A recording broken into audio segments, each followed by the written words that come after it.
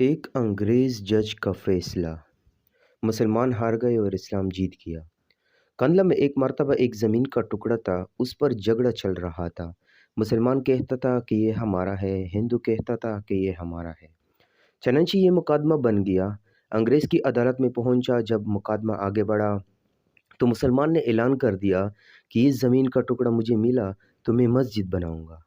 हिंदू ने जब ये सुना तो उसने ज़िद में कह दिया कि ये टुकड़ा अगर हमें मिला तो हम उस पर मंदिर बनाएंगे। अब बात दो इंसानों की इनफरादी थी, लेकिन इसमें रंग इज्तिमाई बन गया। हत्ता कि इधर मुसलमान जमा हो गए और उधर हिंदू इकट्ठे हो गए और मुकदमा एक ख़ास नोयत का बन गया।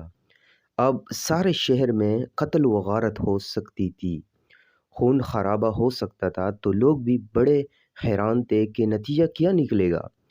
जज अंग्रेज था, वो भी परेशान था कि इसमें कोई सुलह सफाई का पहलू निकाले, ऐसा ना हो कि ये आग आकर जल गई तो इसका बुझाना मुश्किल हो जाएगा।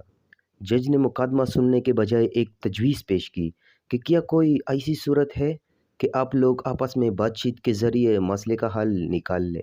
तो हिंदुओं ने एक तजवीज़ पेश की कि हम आपको एक मुसलमान का नाम तन्हाई में बताएंगे, जो भी हुआ तो मस्जिद बनाने के लिए बात करेगा।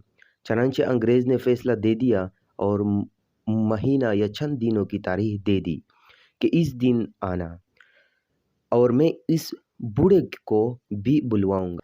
अब जब मुसलमान बाहर निकले तो बड़ी खुशियां मना रहे थे, सब कूद रहे थे, नारे लगा रहे थे। हिंदू ने पूछा अपने लोगों से कि तुमने क्या कहा, और अल्लाह ने उनको सच्ची सच्ची जिंदगी अता फरमाई थी।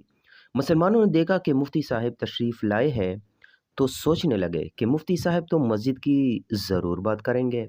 चनांचे जब अंग्रेज़ जज ने पूछा कि बताए मुफ्ती साहब, ये ज़मीन का टुकड़ा किसकी मलकियत है, उनको चूंकि हकीकत हाल का पता था, उन्होंने जवाब दिया कि ये ज़मीन का टुकड़ा तो हिंदू का है। अब जब उन्होंने कहा कि ये हिंदू का है तो अंग्रेज़ जज ने अगली बात पूछी कि क्या आप हिंदू लोग इसके ऊपर मंदिर तामीर कर सकते हैं। मुफ्ती साहब ने फरमाया जब मलकियत उनकी है तो जो चाहे करे, चाहे घर बनाए या मंदिर बनाए, ये उनका इख्तियार है।